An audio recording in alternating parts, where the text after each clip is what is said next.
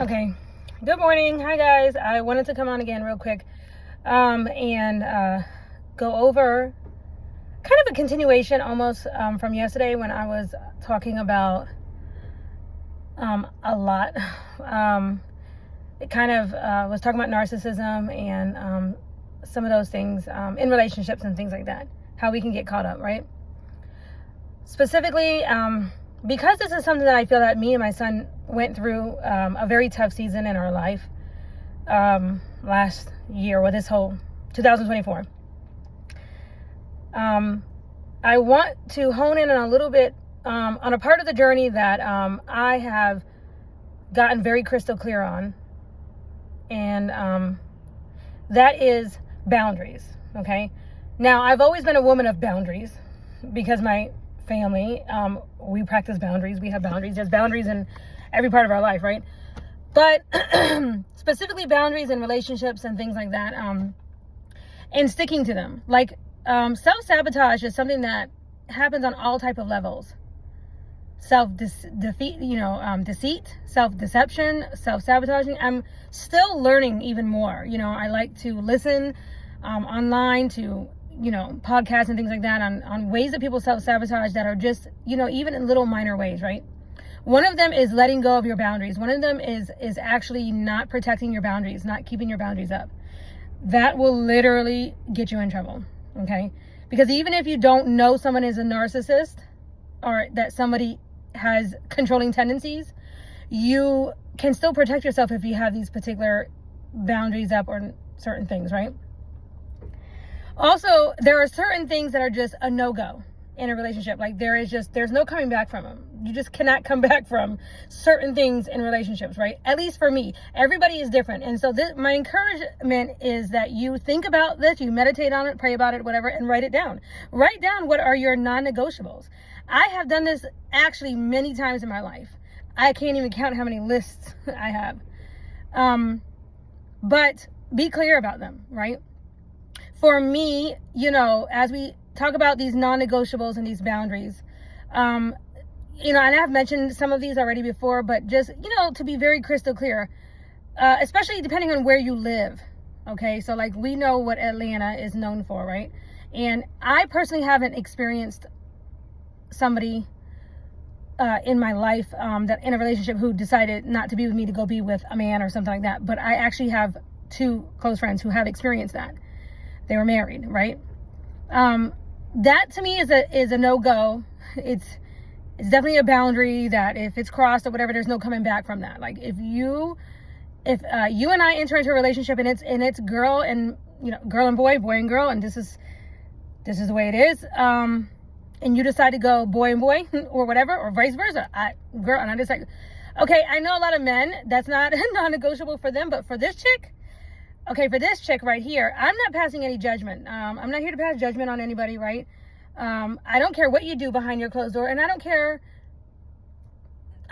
Okay, that's not for me to decide. I just don't care. I'm not here to judge anybody, right? But for this chick, I cannot share my man with another man. That's absolutely not going to happen. To actually be very clear, I can't share my man with another woman. but definitely as far as a non-negotiable, you cannot come back from if you decide to be with a man. Okay, so I think that's something in Atlanta area that you have to be very crystal clear and upfront with these men. It's like, you have to ask them, do you prefer women? Do you like women? Do you want a woman? Okay, that's something that you have to be very clear about, right? Okay, that is that you can't come back from that. Then there are other things that you can't come back from. One of them for me now that's on my list is being a narcissist. Now, I didn't have that on my list prior to this year. I really didn't deal with anyone who was narcissistic. I've seen it. I've heard about it. I've dealt with control issues. That doesn't work with me either. But having control issues isn't necessarily a non-negotiable. I won't walk into a relationship like that. But if you develop control issues, like controlling my time and controlling my dreams, controlling, when I say control, what I want to do, how, my work, my passions, things like that, it's not going to work, right? That's just not going to work. But that becomes a non-negotiable over time. And I did experience that in a marriage. I don't believe he did it on purpose. I don't think he knew he was doing that. to me, but you can't kill my dreams because my dreams can't be killed. So if my dreams don't work out with you, it's just not going to work out, right? But that's not what I'm talking about. I'm talking about narcissistic, which narcissistic people are very controlling, and they love bomb you first to catch you, to hook you in, right? And then they flip up and have multiple personalities, or maybe they do have multiple personality disorder. Maybe they have schizophrenia. Maybe they have addictions. Maybe they're addicted to drugs. Maybe they're whatever. But once they get you, their personality flips and switch. Once they feel like they no longer have to try to catch you, right? That they got you. They will, take your money from you and make sure that you're like basically on E, that you have to stay with them. And they will give you all types of different, they'll leave you in confusion. They will make you confused and, projections. They will project all their fears onto you. They will project whatever inside of them that they don't like, that they're not happy with or whatever.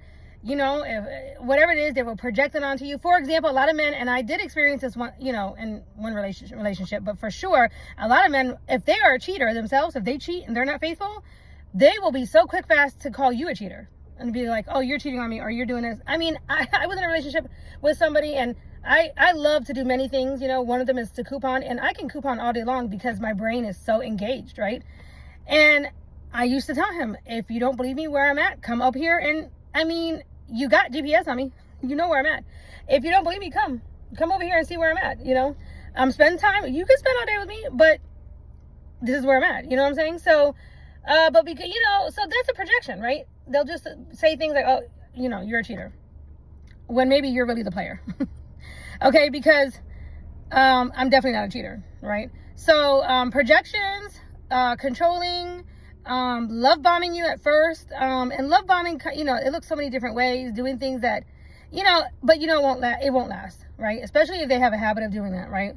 And narcissists are never wrong. They're never wrong. They never look in the mirror. They never even think to themselves, maybe I am wrong, or maybe she's right, or whatever. Like, it's just literally, they're not wrong. So if you're a narcissist, right? Either you are a self-proclaimed one, or you don't know you are one, or you decide to switch up in a different personality. That's not going to work for me, right? That's a non-negotiable. I don't care if we're married. I don't care if we have papers.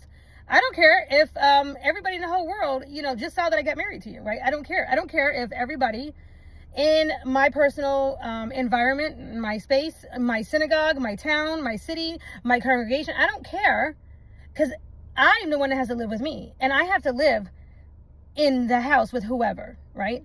And I refuse to live with anybody who's narcissistic or has addictions, or their vibration gets lowered so low that they allow other spirits to jump on them, which then they attack me, right? Because I personally work very hard at keeping a high vibration. I work very hard at my relationship with my God.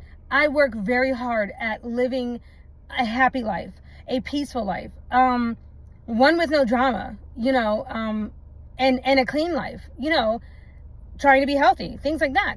I cannot be worried about if you brought a spirit home, an entity of some sort, right? Like, that manifests in many different ways. Okay, it manifests as personality disorder. It can manifest as schizophrenia. It can manifest in many different ways, right? And that can only be hidden for so long. And when it comes out, when that issue comes out, whether I am married to you, whether we are dating, whether we are living together, it don't matter what it is. What I do know is it's my responsibility to get myself out of that situation with my God's help. And you know what? He will always help me, because that's a living hell. Okay? That's not the life for me, right? So that's a no-go. That's a non-negotiable. You can't come back from that. Like, you had your choice, you had your chance. And, I've been so nice that I've given some men, I've been engaged 3 times to the same man. That's how nice I am. Okay? So, I am not mean. I definitely, but I have my non-negotiables, right? I cannot be in a relationship with a man, and I've been approached in the store several times here in this area, in Atlanta, Georgia. I have been approached, I can't actually, at least 3 times, I've been approached by couples, actual couples. Like, they have an open relationship, okay? Clearly.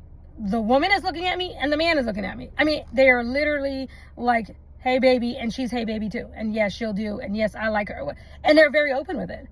And it's like, you know, and then my sister actually let me know. She's like, Mel, your hair is short. So you look kind of like maybe you'd be, you know, into that or something. I don't know. Okay, so anyway, that's a no-go. I'm not going to enter into a poly relationship. No, I'm not. I'm not going to. I can't, because I have too much passion. I know, first of all, I just know me. I know my God. I know the way that I want to live, right? But I also know that I have such a strong personality, I would not be able to share or be in a poly type of relationship. Now, I could be in a relationship if I had to, and I always used to joke with my sister-in-law, with the whole brother-in-law marriage when my husband died. Like, oh, he has to marry me. And I said, okay, I'll do it as long as it involves not having sex. Because I'll help out with everything else around the house. If you want to call me your wife, go right ahead. But I'm not going to lay down with you, okay? Because that's going to evoke too much jealousy. That's going to evoke too much passion and all of that. So that's just a non-negotiable for me, okay? It's a non-negotiable for me, for this person, okay? Also, because when I love somebody, I do OCD on them. Anybody will tell you that. All of my exes, they love me. They will have me back. And it's because I've been good to them. I've been good to them. But I will make sure that they're taken care of. And I can't do that. I can't do that to more than one person. I just can't. I'm sorry, I don't have that ability. I know other women know how to cheat. They know how to be cheaters or whatever. They know how to... No, but they're not doing what I do. I care and I maintain too much. I love too hard. And what you see is what you get, right? So I do not date. I do not go in dating relationships. I do not go into a relationship with my representative. Absolutely not. I'm brutally honest, sometimes too honest. But what you see is what you get. And I need to know in advance if you can handle it. Because I am very passionate. I'm very spicy. And I do have a strong personality. But I do know how to tone it down. And I do have different parts of my personality. When I go into creative mode and create mode, I get, you know, super focused on my baskets, let's say. Or, you know, when I'm in makeup mode, I'm doing makeup or whatever. But now, here I am now at a time in my life where I'm redoing these negotiables in the way that now I just finished up a test, and I'm moving into a new job field, something I've never been into. It's going to take a litis it's definitely going to take attention and everything, but it's going to move me into more of my focus of my mission, of what my end goal is and what it always has been, which I've always expressed to, you know, men that I've gotten with, that at some point, you know, I have this mission to help widows and orphans, right? And so I'm still working on that plan, but, you know, I had to, and I've been working on trying to shift my financial state to kind of promote that, right? And so my God is so good that I tried to do this test several times. And last year I tried to take this test and I got derailed by an extreme emotional situation that I went through with a lover, that it just took me completely off. I couldn't even take the test, right? I couldn't do it. I couldn't focus or whatever. And I couldn't focus. But God told me this time, he said, this time I'm going to put you in a bubble and I'm going to protect you and you're going to do what you need to do and you're going to pass this. And I'm going to give you a partner, somebody to help you, someone who's going to literally guide you, take your hand, right? And make sure that you are financially stable. So now here I am in a place where I know my financial state and my business and everything is going to take off. It's going to be great. This is something that I've been actually planning on doing for a while. And I have always known what the actual like potential of it could be, right? So I need to make sure that anybody that I'm with, he is not a dream killer. He cannot be selfish. You can't be selfish of me helping others or helping women, or you cannot sit here and be like, oh, it's all about you and I don't want you, you know, being motivational or helping other women or anything like that. If you know, like that's not gonna work. That's a non-negotiable for me, because I know what I'm called to do. I know what I'm supposed to be doing. And so I've already prayed to my God many times, but I've prayed specifically about the type of man that I need. And if he comes into my life, and I'm really wanting to make sure that my boys understand this, especially my oldest son. My oldest son is beautiful. He's so handsome. He's such a beautiful boy. And he's going to always have, options like me, and just because I have 16 men in line waiting to take me out or wanting to marry me or whatever, doesn't mean that they're actually going to be okay with my mission, right? And where I am in my life. And it's the same for my son. I mean, I hope he gets this and understand. I keep telling him that, baby, you are so beautiful and you are so protected because of where you are, because of who you are in life, and the name that I gave him. I gave him his name on purpose, right? Anyway, I say all that to say that I've prayed to Jehovah God that the last few times that, I got with somebody, I was coming from a place of when I lost my husband, I felt very unprotected and alone in the world. And subscribing to the whole, this man has to take care of you, a man has to financially be your end all, be all, whatever, and take care of you, all the bills, this, that, and the other. But you know what? Older and mature and all this stuff, and help you with the boy. I'm not in that space anymore, okay? Because my boys are older now, and what I've come to accept, which I knew was my truth from the beginning, I just didn't accept it, and this was a self-sabotaging thing that I did. I knew that I already was a strong personality and already enjoyed my freedom. I love my freedom. I need my freedom. I need freedom to do the things that I want to do. I like to make my gift baskets. I like to do makeup. Whatever I'm doing, whatever I set my mind to, whatever hustle I got going on, or whatever I'm doing, I need the freedom to do it. And it's emotional freedom, mental freedom, right? I need that freedom. I don't need to be controlled. I don't want to be controlled. I don't want to be told that I can't make gift baskets. Like, we're grown here. Okay. Like, I'm going to tell some grown man, you can't go drive truck for a living. Or you can't go. No. I mean, I may not like it, right? It might not be good for our relationship or whatever. I'm going to tell you my piece. I'm going to tell you how I feel about it. But you are literally, absolutely, you have your freedom to go do whatever you want to do. I'm not going to stop you. And I'm certainly not going to switch up and become some sort of narcissist to try to get my way either. I'm going to just let it go. Like, you go ahead and do you, boo. Whatever happens from that is whatever happens. I've already said my piece, right? So, having somebody to be by your side to protect you, physically protect you, care for you, but now I'm not subscribing to that whole, I need an older man who is going to, make a certain kind of money or whatever, or be a certain religion or whatever. Well, I really didn't subscribe to that anyway, but I know what I need. In fact, so much so that, I even have it written down. I don't know if you can see this right here, but I even have it written down right here. Okay, and because they make fun of me, like, they literally, my friends and family, my friend's husband, I don't know, I hope you can see that, because I can't look, but anyway, my friend's husband is laughing at me. He says, he always looks at my list. Every day, he's like, he keeps saying, I'm going to have to give you your own house number, because you're so picky. He's like, you're not going nowhere. You're going to have to stay here forever. And he said, I'm so picky, because I don't think I'm picky. Okay, loving Jehovah, not being pagan. Okay, I'm sorry. That's for me. I can't subscribe to these holidays with people. I can't do it. I mean, if you want to celebrate holidays, even with, my husband, the second husband I had, he celebrated certain holidays. Okay, go ahead. But do you, boo? But I didn't subscribe to it, right? But that's not even non-negotiable. But you do need to love Jehovah. You need to know who God is. You need to pray to him. You need to be a prayerful man. But at this point, it's very important that he understand that I need my own financial freedom. I need freedom in general, but I need loyalty. I need loyalty. I don't need to be in any drama or think that you're out there cheating in the same way that I give that, right? Also, I don't want him to, to me, a man that makes money, that's great. But these women out here, you get a man that he makes more money than you. He thinks he can control you, your time. He thinks he can control everything about you. No, it's not worth it to me. I'd rather have a man that's broke, who's loyal, and going to be stick by my side, who's going to help me, who is, supportive, who believes in my dreams and believes in my passion, and protective. Those things are so much more valuable to me. And not try to control me because you have more money or because you think, you're going to put the car in your name or whatever. Oh no, I'm not doing that. I'm not playing this game anymore. I'm not over here. I'm not in me being in relationships. And these are non-negotiables at this point. You have to be supportive, give me my freedom to do what I need to do. And understand that I'm not cheating on you. I don't love you any less because I have passionate ventures that I do. You need to love Jehovah. You need to be loyal. Okay, you can't be cheating. Okay. Or you can't have these addictions that all your money is going to. You can't be gambling where all your money is going to that too, or whatever. But you need to be able to make your money to do what you need to do and provide in some sort of way, or whatever, do whatever you want to do, basically, right?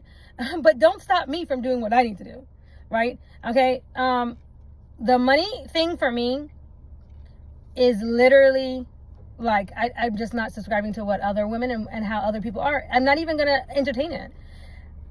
You know, I don't want any man coming into my life thinking because he has more money, or he has a car, or he has a house, or he has more financial status of any. I don't want any man, I don't want him thinking that because he has any of that, that he can tell me what to do. Because he's wrong. And it won't work. It doesn't work for this chick. It never has worked. It won't work now. And if I get married to you or whatever, and you try to flip up on me in any way, papers won't keep me around anybody's energy that is wrong for me. Period. I won't do it. I won't. I don't have to. And my God has showed me it's not right for me anyway. Okay? So I'm making that very clear, right? Because a lot of people literally they don't think about what their boundaries are, right? Married, no, I'm not doing no married man. I'm not going to be in a relationship with a married man. That's not going to work for me. No. Again, it's like if you decide you want to get married after we're in a relationship, that's not going to work for me. If you are engaged, that's not going to work for me. Okay? These men out here that like to have multiple options and things like that, that's not going to work for me. It's just not. I'm not the chick for you, right?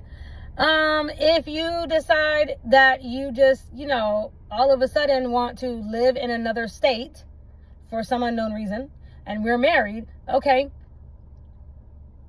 quality time is my love language. Quality time and acts of service is my love language. So you living in another state or having a job that's going to literally take you out of my life 90% of the time, that's not going to work. Now, I can give you some freedom to go travel and do whatever just like me, but this, you know, being on the road, over the road for 6 weeks, 12 weeks or whatever, that's just not going to work for this chick when my love language is quality time. I would be kidding myself, right? So I have a list of those. These are my boundaries. These are the things that are really non-negotiable. Now, there are times I feel like in a marriage where you might have to separate for a period of time for various reasons, right? That is different. That's not what I'm talking about. But entering into a relationship where I know it's going to put strain long term, because there's distance or there's, you know, whatever, separation or whatever, just entering into that, that's gonna it's gonna be hard, right? It's gonna be hard. It's different once you're in. I've heard of people, you know, where you know, someone has to go overseas and everything. That's not what I'm talking about. If you do work, like if you're in the army or something like that and you're leaving, obviously that's different. I'm not talking about that, right?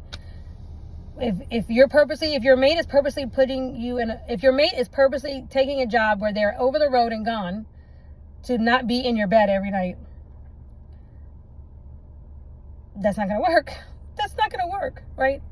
Okay, so my grandmother, I love my grandmother. I was so close to my grandma. When I got married, she's very bold. She was very, very bold. And everybody knew that about her. And I take a lot after my grandma, right? She gave me this was my grandmother's advice when I got married to my first husband. She said, Ninacha, I'm going to tell you the one thing. If you want a happy marriage, you got to do two things if you keep a marriage happy. And that's to keep his belly full and his wee-wee empty. She was so honest, right? Those two things, to be able to do those things, it would require you being in the same vicinity. You would need to be living together to take care of your man. Most men aren't high maintenance unless they have addictions and things like that. Am I high maintenance? Yeah, I guess you could say I'm high maintenance in that I have high boundaries. I could be high maintenance if quality time is not your love language. I could be considered high maintenance. Am I high maintenance physically speaking? No, I don't have to have my nails. In fact, most of the time I can't do my nails because I'm an artist. I'm an artist. I paint, I build things, I do makeup. My hands are always, you know, whatever. Do I need to go get my hair done? No, because I keep my hair natural and I do my hair myself, right?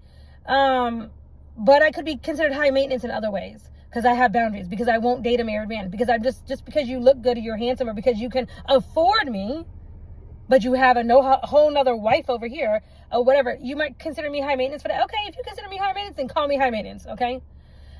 These are my boundaries, okay? I would rather be single than to deal with controlling, narcissistic men, or a man that is married, or any type of person that cheats on a regular basis or something, cheating or whatever, those things. It's just not going to work. It's just not going to work. Or if you want to kill my dream, or if you think you're going to change my mission or change my God, or try to make me celebrate pagan holidays, things like that I have already decided for me are not going to work, right? I'm not going to push my beliefs onto you. I don't push my beliefs onto nobody, right? I have already discovered for myself who I am, right? And what you see is what you get. And this is what I want for my boys, especially my oldest, to be convicted, be assured of who you are, your character, okay, how you show up in the world, how you want to be, okay, how you present yourself, your boundaries, what you will accept and what you won't accept, right? This makes up who you are, and stick to them. Somebody out there will see you and love you for just who you are. Somebody will. I actually don't have a problem with love per se, as far as, men that are, attracted to me or all of that kind of thing. I've never had. I've never lacked options, but at this point I am, I guess you could say, a little picky. I don't know. It's all in how you view it. It's all in how you view it. I'm sorry. Controlling narcissism is not going to work for me. So maybe that does knock out half of the men on the planet. Okay. And at this point, I don't want anybody who's older than me who thinks he's going to tell me what to do, because that's not going to work either. Because me and my first husband, Travis, he was older than me by 4.5 years. And I was still more mature than him.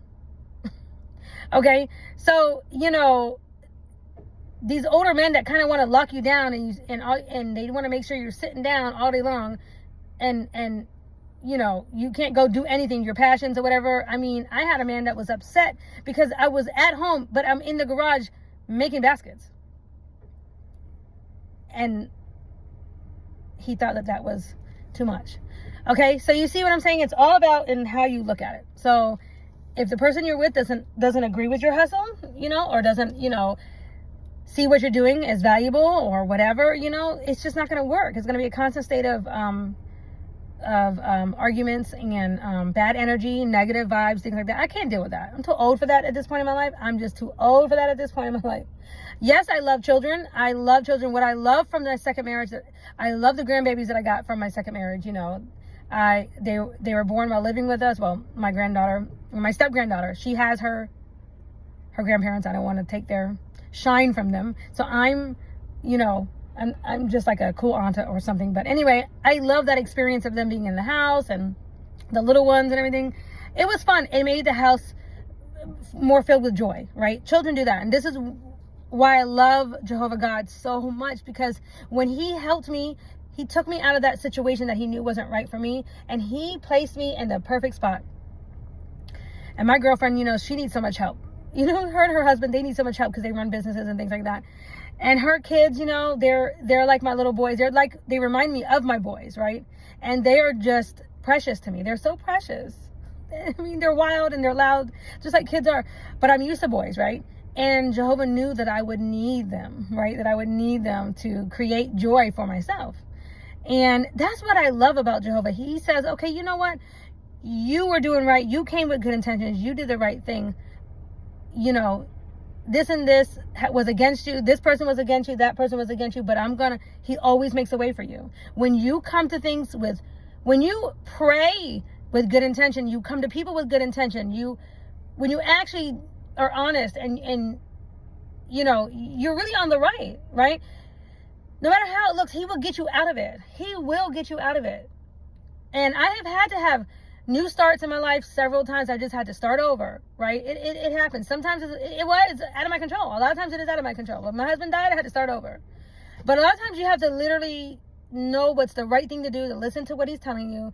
And, okay, He wants to see that you are willing to let go. You have to let go. Don't be dishonest. Don't try to, be dishonest in a situation or whatever, but let go. You have to let go of things to welcome in new things in your life, right? And I've been through that. I see that. I literally have been through this situation several times in my life. I'm talking about even from when I first met my first husband. I had to let go of someone prior to him. And Jehovah heard me. He knew I was in prayer. Even when I was young, I'm talking about as in my teenagers. And he saw that I was like, yeah, I'm willing to let that person go. Had my little pity party, cried about it, and then in walked in my first husband, Travis.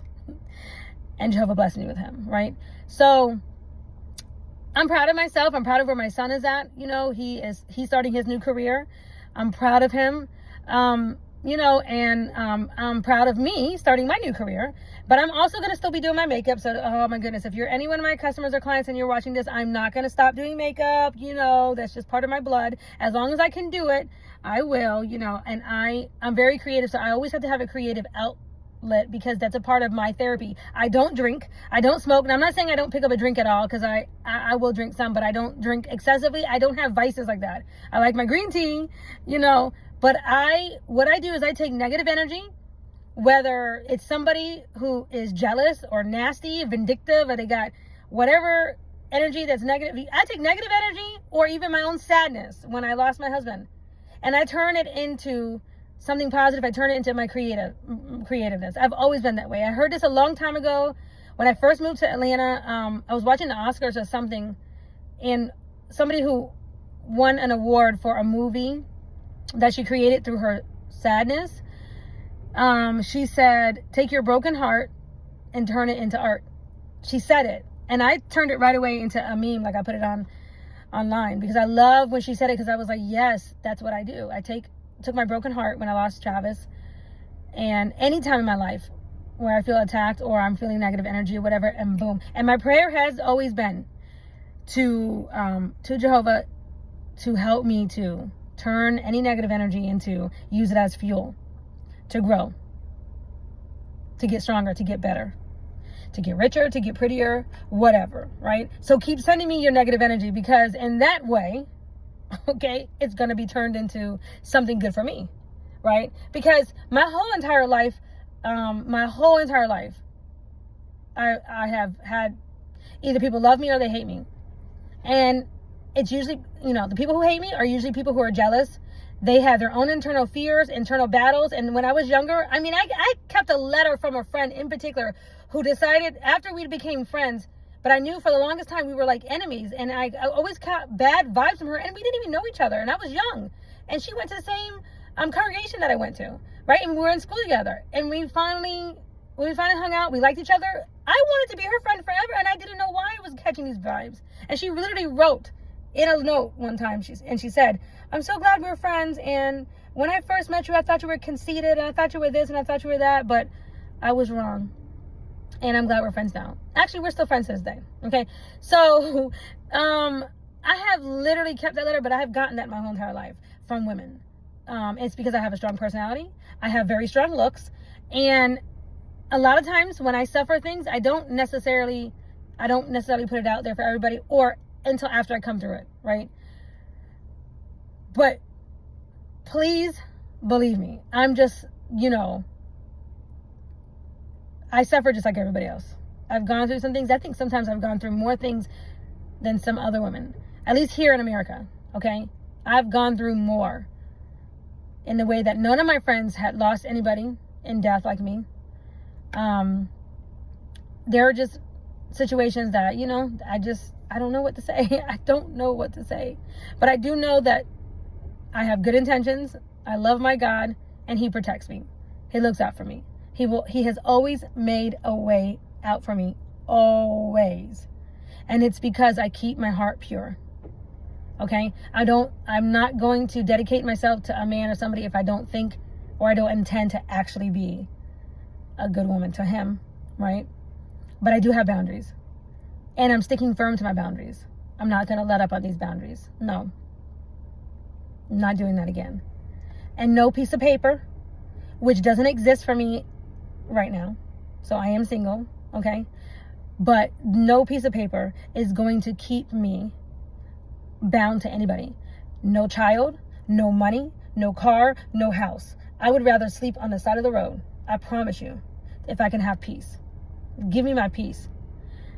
No money. No amount of money. You know why? Because my God said he was going to provide for me.